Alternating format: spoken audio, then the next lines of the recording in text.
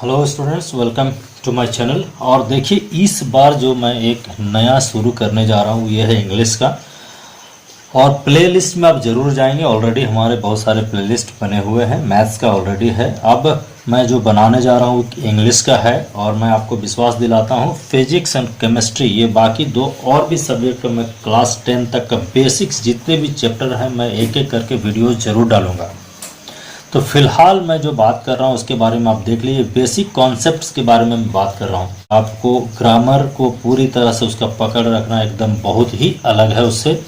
तो मैं चाहता हूँ कि आप पहले ग्रामर जो है इस पर पकड़ बनाएं और इसके अनुसार आप बोलने का भी कोशिश करेंगे तो आप बोलना तो एकदम बहुत इजी वे में आप बहुत फ्लुएंटली बोल सकते हैं इसमें कहीं पर। और इसके साथ क्या होगा कि आप लिखने में भी आपको मास्टरी मिल जाएगी। आप यदि कोई इसी तरह का कोई स्टोरी या कुछ भी लिखना चाहेंगे तो आपको लिखने में कोई दिक्कत आपको नहीं होगी। चलिए सीधे सीधे चैप्टर 1 हमारा इस पे चलते हैं, बेसिक कॉन्सेप्ट्स। तो बेसिक कॉन्सेप्ट्स आप देखते हैं टेंस से हमारा शुरू ऐसे जनरली कर दिया जाता है चूँकि स्पोकन के मामले में। लेकिन यहाँ पे बेसिक कॉन्सेप्ट की बात करते हैं तो हम ये बात करेंगे कि आपका जो ये बेसिक नॉलेज है टेंस के बारे में वो भी पक्का है कि नहीं। तो आप यहाँ पे देख रहे हैं कुछ सेंटेंसेस हमने लिखे हैं, हमारे द्वारा लिखा गया है। तो लेफ्ट साइड में यहाँ पे देखिए, रमेश पढ़ता है, रमेश पढ़ता था, रमेश पढ़ेगा। राइट साइड में आप देख रहे हैं रमेश एक लड़का है, रमेश के पास एक कार था, रमेश के पास एक कार होगा। आप यहाँ पे देख रहे हैं। तो इन दोनों में आप एक चीज़ यहाँ समझ लीजिए, इसकी इंग्लिश में भी हमने लिखा है Ramesh reads, Ramesh red, Ramesh will read. इधर आप देख रहे हैं Ramesh is a boy, Ramesh had a car, इसको रमेश ऑन ए कार भी लिख सकते हैं and Ramesh will have a car भी लिख सकते हैं। ये एक एक करके अब आप देखेंगे इसमें।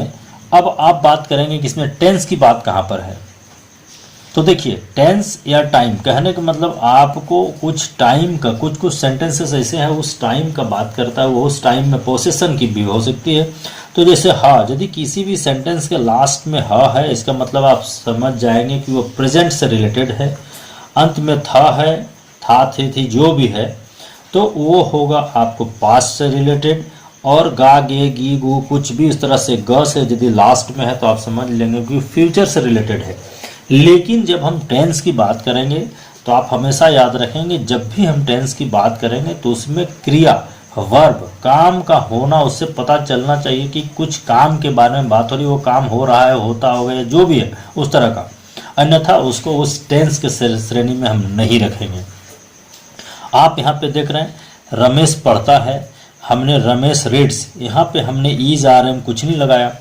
यहाँ देख रहे हैं रमेश इज ए बॉय, इसमें हमने इज लगा दिया।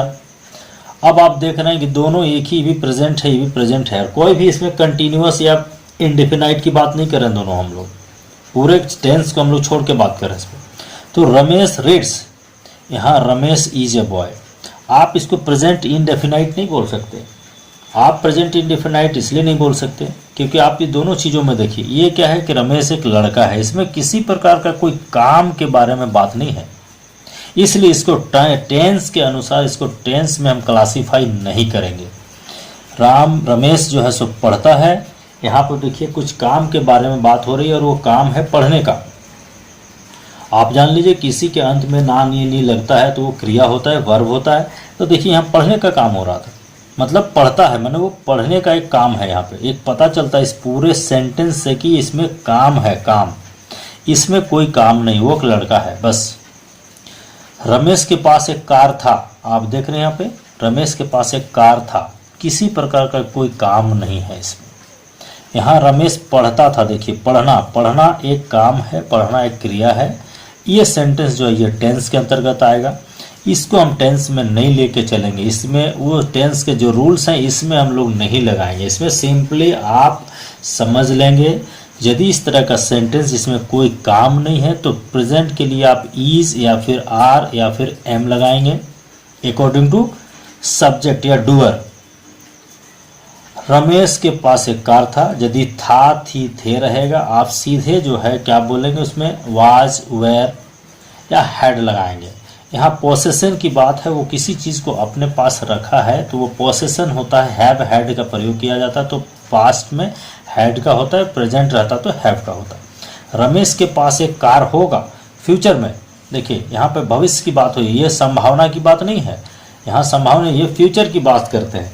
तो यहाँ पर क्या होगा, यदि फ्यूचर में कोई सेंटेंस की बात है तो सेल विल को लगाते हैं, और चूंकि पोसेशन की बात है सेल हैव विल हैव लगाते हैं। इसी को यदि आप टेंस में जाएंगे, सेल हैव विल हैव आपको जो है सो फ्यूचर परफेक्ट में लगता है। तो इस तरह के जो सेंटेंसेस हैं जिसमें किसी प्रकार का कोई काम नहीं हो रहा है, तो उनको आप टेंस की श्रेणी में नहीं मानेंगे।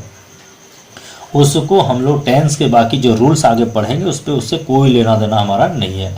यहाँ पे रमेश पढ़ता था, ये देखिए रमेश रेड हमने लिखा है, इसमें was were has have had कुछ नहीं लगाया हमने।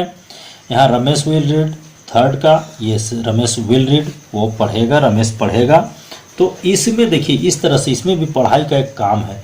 तो यदि किसी सेंटेंस से यदि कोई काम का पता चलता है तभी हम उसको टेंस के अंतर्गत उसको क्लासीफाई करेंगे, अन्यथा टेंस में हम लोग क्लासीफाई नहीं करेंगे। ये आपका जस्ट इंट्रोडक्शन है, इसके बाद हम लोग एक एक करके चलेंगे एक एक सारे चीज़ों को। तो इसमें मैं इसी चैप्टर में थोड़ा सा एक और बता दूं नाउन प्रोनाउन या सब्जेक्ट के बारे में।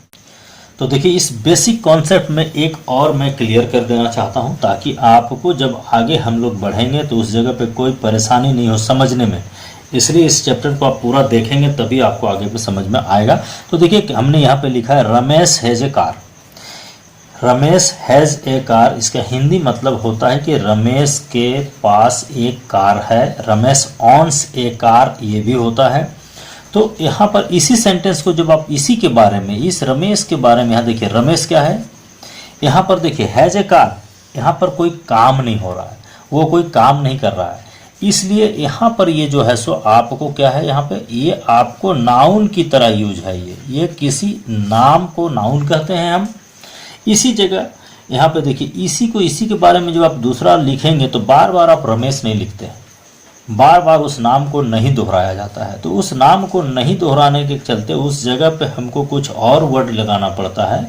और मान लिया रमेश चूंकि वो पुरुष है, वो मेल है, इसलिए उसके जगह पे हमने ही लिखा है।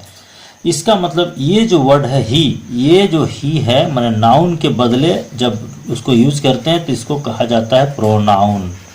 ये आपका प्रोनाउन हो गया। तो नाउन के बदले आपका जो यूज करेंगे उसको आपका प्रोनाउन होता है, प्रोनाउन है। और साथ में चूंकि यहाँ काम कर रहा है, ही रीड्स इन क्लास 5, वह क्लास 5 में पढ़ता है, तो इसको सब्जेक्ट भी बोला जाता है। चूंकि जब वो काम करता है तो वो नाउन या प्रोनाउन कुछ भी है वो सब्जेक्ट के रूप में यूज होता है, उसको आप सब्जेक्ट कहेंगे। तो टेंस वगैरह जब भी बात करेंगे हम लोग कोई भी ग्रामेटिकल में, तो उसको हम लोग सब्जेक्ट लेके चलेंगे, वहाँ पे नाउन और प्रोनाउन की बात नहीं करेंगे। तो इस तरह से यदि देखा जाए आपको बहुत सारे जो नाउन्स हैं उसके बदले कुछ कुछ जो आपको प्रोनाउंस यूज की जाते हैं वो क्या है, देखिए यहाँ पे ही, सी या इट का यूज होता है। ही एक सिंगुलर नाम होता है, सिंगुलर मेल होता है तो उसमें ही लगाते हैं। एक सिंगुलर फीमेल हो तो सी लगाते हैं। और इट यहाँ हमेशा याद रखेंगे, देखिए इट जो है बोली चाली की भाषा में आप कभी कभी किसी व्यक्ति के बारे में भी आप ईट लगा के आगे निकल जाते हैं, लेकिन ऐसा नहीं है। ईट मतलब कोई जानवर वगैरह हो या कोई नॉन लिविंग थिंग हो, उस स्थिति में उसके प्रोनाउन के रूप में ईट का यूज किया जाता है। ये तीन आपका, ये थर्ड जो है ना, ये आपका थर्ड पर्सन कहलाया था। और चूंकि ये भी सिंगुलर है, ये भी सिंगुलर है, ये भी सिंगुलर है, इसलिए तीनों को इसको थर्ड पर्सन सिंगुलर नंबर कहा जाता है। यू मतलब होता है तुम, आप जान रहे हैं। ये जो है आप जान लीजिए, ये सेकंड पर्सन कहलाता है। ये हमेशा एक तरह समझ लीजिए प्लुरल के रूप में ही यूज होता है, यद्यपि एक ही आदमी का भी बोध हो, लेकिन वहाँ पे आपको ये हमेशा प्लुरल के रूप में ही यूज होता है। आई और मी ये आप देख रहे हैं, ये जो है आपका फर्स्ट, प्रथम पुरुष, ये फर्स्ट पर्सन। ये भी जनरली एक्चुअली है सिंगल, लेकिन इसका जब ग्रामेटिकल आप यूज देखेंगे तो इसको हमेशा प्लुरल की तरह यूज किया जाता है। तो ये नाउन और प्रोनाउन का ये बेसिक कॉन्सेप्ट मैं चाह रहा हूँ कि आप समझ लेंगे, इसलिए ये बेसिक कॉन्सेप्ट में हमने ये बता दिया। तो यहाँ पे क्या हो गया, नाउन या फिर सब्जेक्ट जब वो काम करता है तो वही नाउन या प्रोनाउन क्या कहलाता है, आपका सब्जेक्ट कहलाता है। और ये जैसे वो काम होना चाहिए।